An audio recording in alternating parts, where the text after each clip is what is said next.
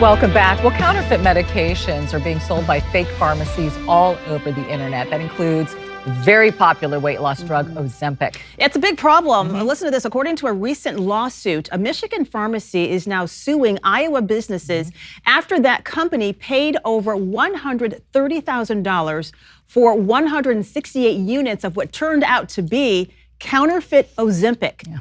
That company is not the only victim of receiving these sham medications either. So how do we know which online pharmacies are trustworthy and that we're getting the proper medication?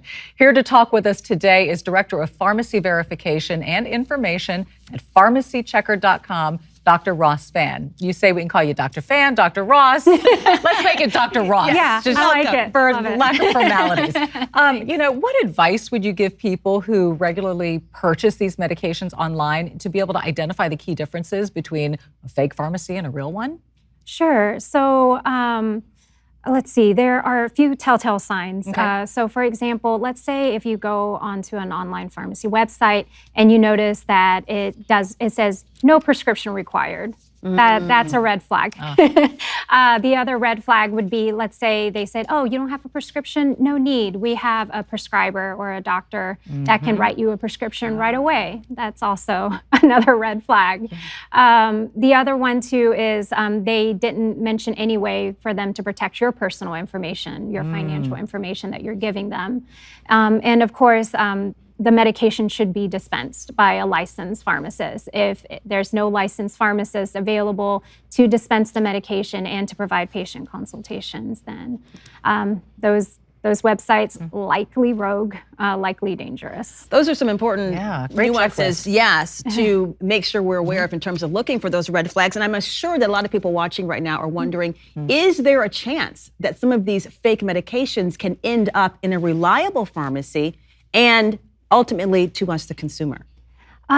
It's unfortunate, but maybe in certain instances. Okay. So for example, ideally, when a manufacturer makes a medication, it would go to a wholesaler or a distributor, and then it should go to a pharmacy that the consumer gets, like you said. But let's say there's a bunch of, unfortunately, smaller distributors that not all of them are shady, but unfortunately, there's a few shady players out there. There's always a bad apple in the bunch. Yeah, and let's say they're out there looking for deals, and and how do they get these medications? It could be authentic.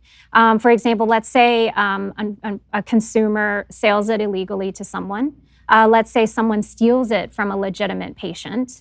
Or unfortunately it gets hawked out, like just taken from the back door of a pharmacy. So they're all potentially authentic medications, but they're probably not stored properly. They might be expired, or they might get diluted and and that's how these things may end up in a small distributor's hand. And then it's just such a great deal to pass up. Sure. Yeah. And then it ends up, like you said, in a legitimate pharmacy and then gets into... Yeah, that's unfortunate. It is unfortunate. Let's talk about some of the most popular counterfeit medications. I would have to think it's a supply and demand type issue, right? I mean, we talked about Ozempic as we started this conversation. Yes. That's sort of the buzz drug at the moment. Back in the day, it may have been Viagra, where, they're equal opportunity offender here. But you know what I'm saying? It's based on popularity, isn't it? Because it's a money game.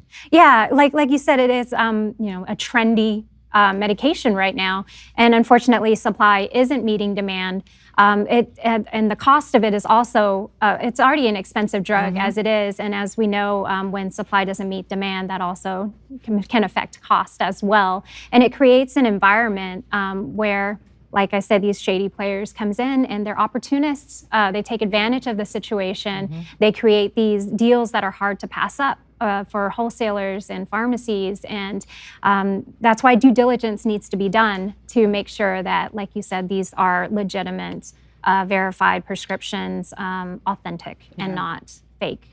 You talk about the simple economics of this supply and demand. Also, Dr. Phil recently just shined the spotlight based on the fact that there is a real shortage of medications in the United States. A lot of our medications are coming from other countries, particularly China. With this shortage and with some people today not being able to get the medication they need from their pharmacy, what can we do, or what advice would you give people who do need to still get medications without risking falling victim to some of these fake pharmacies, but they may still need to seek alternative pharmacies or online pharmacies?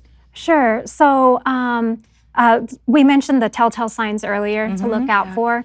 Of course, the Pharmacy Checker website, there is a list of rogue or dangerous websites to watch out for.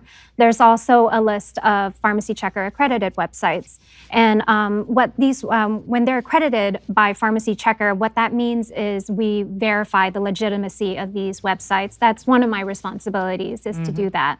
And then after that, we also verify that the pharmacies behind these websites are following the best practices possible. And that involves a lot, but to keep it short, it would mean remote inspections by me. It would mean this is a little perk. I get to travel the world. I get to make sure that these pharmacies are held accountable, and I hold them to the highest standards that I possibly can. I've got a quick question for you. On the Pharmacy Checker website, does that include all pharmacies, like your big box, your Walgreens, CVS, as well as your mom and pop pharmacies, maybe even compounding pharmacies as well? How broad of a net do you cast? Sure. So the accredited pharmacies, it's domestic. So it does involve United States pharmacies as well, and also international online pharmacies too.